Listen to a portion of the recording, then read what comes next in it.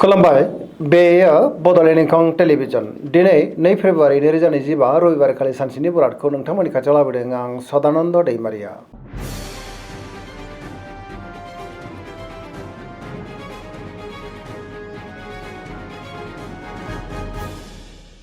सिगां फरायनो लादों मेष राशि गिबि हांखो अ ल दिनैनि साना जोबोर मोजां गोसोखौ जोबोर गोजोननाय मोनगोन सोरजोंबा बाख्नाय जानोबो हागौ बहाबा दावबायनो एबा हान्थिनो खाबु मोनगोन आरो मोजाङैनो हान्थिनोबो हागोन देहाया दिनै मोजाङैनो थागोन अब्लाबो नाथाय जानाय लोंनायाव सांग्रां जानांगोन बहानिफ्रायबा हरखाबै मोजां खौरांबो मोननो हागौ गावनि गोसोनि साननायफोरखौ दिनै गुबुननो फोरमायनोबो हागोन सिगांनि बबेबा आद्रा खामानियाबो मावफुंजानो हागौ रांखावरियाव मोजां बेफार फालांगियावबो मोजां होनजायो न'खराव दिनै अनलायनाय फैगोन गुबुननि गोसोखौ दिनै गोरलैयैनो बोनोबो हागोन समाजावबो मान मोननो हागोन सेंग्रा सिख्लाफ्रा गावबा गावनि गोसोनि साननायफोरखौ दिनै फोरमायलायनो हागोन फरायसाफ्रा दिनै फरायनायाव गोसो दुंखांगोन आरो मोजां फिथाइ मोननोबो हागोन पजिटिभ एनार्जिनि गोहोम गोग्लैगोन सरासनस्रायै दिनैनि साना जोबोर मोजां आरो मोजाङैनो बारग'लांगोन।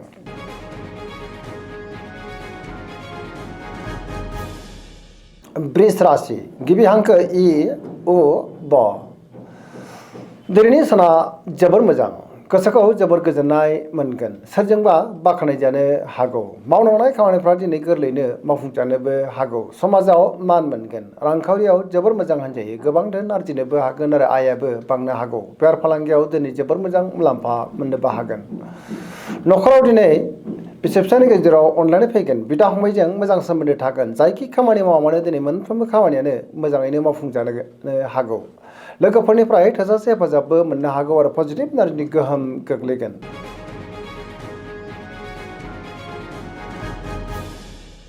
मिथुन राशि गिबि हांखो क स दिनैनि साना जोबोर मोजां पजिटिभ एनार्जिनि गोहोम गोग्लैगोन गोसोनि साननायफ्रा दिनै मोगथाङाव जाफुंनोबो हागौ गियाननि आंखाल जानाय नङा गावनि गोसोनि साननायखौ दिनै गुबुननो फोरमायनोबो हागोन गोसोआ दिनै जोबोर रमान्टिक जागोन फरायसाफ्रा फरायनायाव गोसो दुंखांगोन आरो मोजां फिथाइ मोननोबो हागोन देहाया दिनै मोजाङैनो थागोन रांखावरियाव जोबोर मोजां होनजायो बेफार फालांगियावबो दिनै जोबोर मोजां मुलाम्फा मोनगोन न'खराव बिसि फिसायनि गेजेराव अनलायनाय फैगोन समाजावबो मान मोनगोन गोसोनि बोलोआ बांगोन मावनांनाय खामानिफ्रा दिनै थि समावनो आरो गोरलैयैनो मावफुंजानो हागौ सोरबा लोगोनिफ्राय अनसायनायबो मोननो हागौ सोरजोंबा बाख्नाय जानानै गोसोआ दिनै जोबोर खुसि जागोन गुबुनजों मोजां सोमोन्दो लाखिनोबो रोंगोन आरो गोसोनि साननायखौ फोरमायलायनोबो हागोन।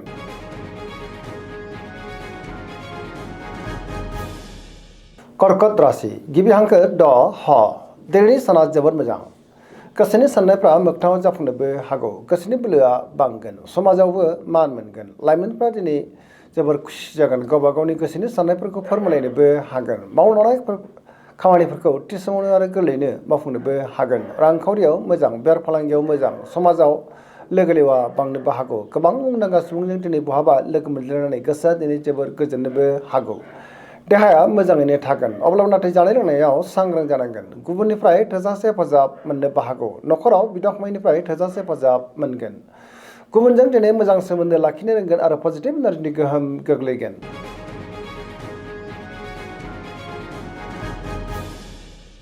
सिंह राशि गिबि हांखो म ट दिनैनि साना मोजां आरो गाज्रिनि गेजेरजों बाबेनलांनो हागौ गोसोआव गोनो गोथो साननायबो फैनो हागौ मावनांनाय खामानिफोरखौ मावफुंनायाव माबा मोनसे हेंथाबो फैनो हागौ सोरबा लोगोनिफ्राय हरखाबै गाज्रि खौरांबो मोननो हागौ गोथों आरो गोग्गो साननो रोंनाय नङा गियाननि आंखाल जानोबो हागौ बहाबा दावबायोब्ला दिनै लामा सामायाव सांग्रां जानांगोन रांखावरियाव मोजां बेफार फालांगियावबो मोजां अब्लाबो नाथाय खरसाया बांनोबो हागौ गुबुननि गोसोखौ बोनो गोब्राब जानोबो हागौ न'खराव दिनै अनलायनाय फैगोन बिदा फंबायनिफ्राय हेफाजाबखौ मोननो हागौ देहाया दिनै मोजाङैनो थागोन अब्लाबो नाथाय जानाय लोंनायाव सांग्रां जानांगोन गुबुननि थाखाय नाङा फाङा जेंनायाव गोग्लैनांनोबो हागौ आरो नेगेटिभ एनार्जिनि गोहोम गोग्लैनोबो हागौ।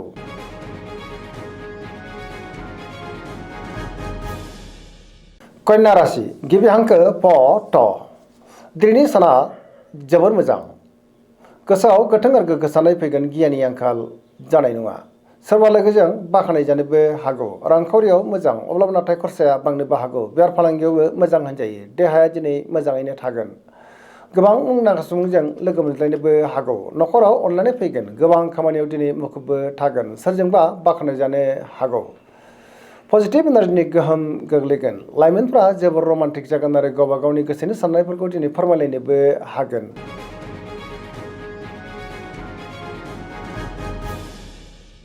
तुला राशि गिबि हांखो र ट दिनैनि साना मोजां आरो गाज्रिनि गेजेरजों बाबेलांनो हागौ। गोसोआव गोनो गोथो साननाय फैगोन। गुबुननि थाखाय नाङा फाङा जेंनायाव गोग्लैनांनोबो हागौ। माबा नङा मोनसे जेंनाजों मोगा मोगि जानांनोबो हागौ। गोथों आरो गोग्गो साननो रोंनाय नङा। गियाननि आंखाल जानोबो हागौ। गोसोनि साननायफ्रा देबार नांगोन। मावलांनाय खामानिखौ मावफुंनायाव माबा नङा मोनसे हेंथा फैनोबो हागौ। देहाया मोजाङै थागोन। रांखावरियाव मोजां अब्लाबो नाथाय खरसाया बांगोन। बेफार फालांगियाव मोजां होनजायो। न'खराव बिसि फिसायनि गेजेराव अनलायनाय फैगोन। बिदा फंबायनिफ्राय हेफाजाब मोननोबो हागौ। गुबुननि गोसोखौ बोनो गोब्राब जागोन। लोगोफोरनिफ्राय हेफाजाब मोननो हागौ। गोदान थांखि लानो रोंनाय नङा। सेंग्रा सिख्लाफोरनि गोसोआ दिनै जोबोर आला खाला जागोन। बहाबा दावबायनो एबा हान्थिनो खाबु मोनगोन आरो मोजाङैनो हान्थिनोबो हागोन। अब्लाबो नाथाय नेगेटिभ एनार्जिनि गोहोमबो गोग्लैनो हागौ।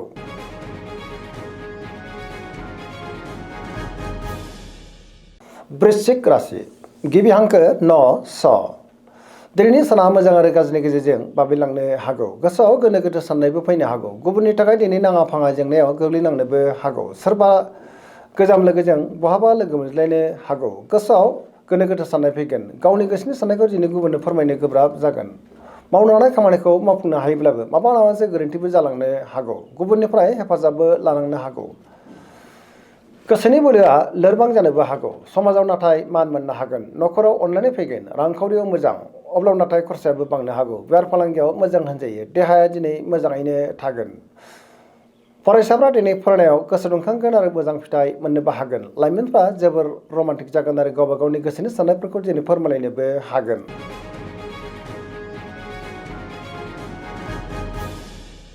धनु राशि गिबि हांखो ढ फ भ दिनैनि साना जोबोर मोजां। गोसोखौ जोबोर गोजोननाय मोनगोन। गोसोआव गोथों आरो गोग्गो साननाय फैगोन। गियाननि आंखाल जानाय नङा। गावनि गोसोनि साननायफोरखौ दिनै गुबुननो फोरमायनोबो हागोन। माबा नङा मोनसे मोजां खौरां मोननानै गोसोआ दिनै जोबोर खुसि जानोबो हागौ।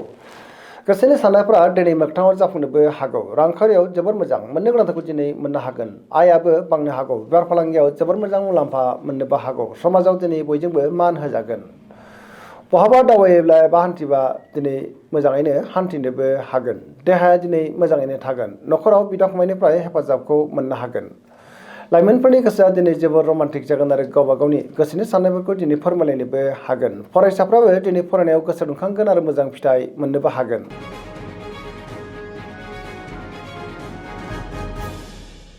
मकर राशि गिबि हांखो ख ज दिनैनि साना जोबोर मोजां। गोसोनि साननायफ्रा मोगथाङाव जाफुंनोबो हागौ। मावलांनाय खामानिखौ थि समावनो आरो गोरलैयैनो मावफुंनोबो हागोन। रांखावरियाव मोजां अब्लाबो नाथाय खरसाया बांनोबो हागौ। बेफार फालांगियाव जोबोर मोजां मुलाम्फा मोनगोन। गुबुनजों दिनै मोजां सोमोन्दो लाखिनोबो रोंगोन। मोनफ्रोमबो खामानिखौनो दिनै गोरलैयैनो मावफुंनो हागोन। गोदान खामानियावबो आखाइ होजेननो हागोन। बिमा बिफानिफ्राय अननाय आबोरखौ मोननो हागोन आरो न'खराव बिदा फंबायजों मोजां सोमोन्दो थागोन। सेंग्रा सिख्लाफ्रा दिनै गावबा गावनि गोसोनि साननायफोरखौ फोरमायलायनोबो हागोन। फरायसाफ्रा दिनै फरायनायाव गोसो दुंखांगोन आरो मोजां फिथाइ मोनगोन।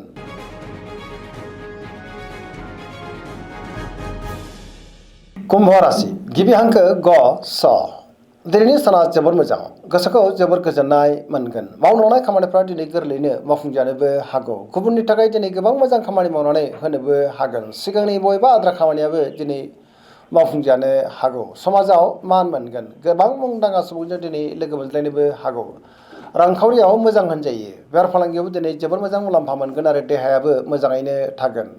गोबां रोखोमनि जेंनाखौ गोरलैयैनो सुस्रांनो हागोन। न'खराव बिदा फंबायनिफ्राय थोजासे हेफाजाब मोननानै गोसोआ दिनै जोबोर खुसि जानोबो हागौ। बहाबा दावबायनो एबा हान्थिनो खाबु मोनगोन आरो मोजाङैनो हान्थिनोबो हागोन। पजिटिभ एनार्जिनि गोहोम गोग्लैगोन।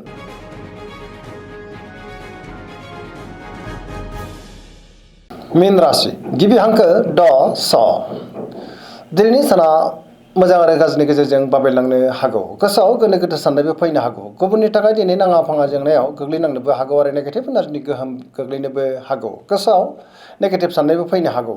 गावनि गोसोनि साननायखौ दिनै गुबुननो फोरमायनो गोब्राब जागोन। देहाया मोजाङैनो थागोन। रांखावरियाव मोजां अब्लाबो नाथाय खरसाया बांनोबो हागौ। बेफार फालांगियावबो मोजां होनजायो। सोरजोंबा रायखोमा जानोबो हागौ।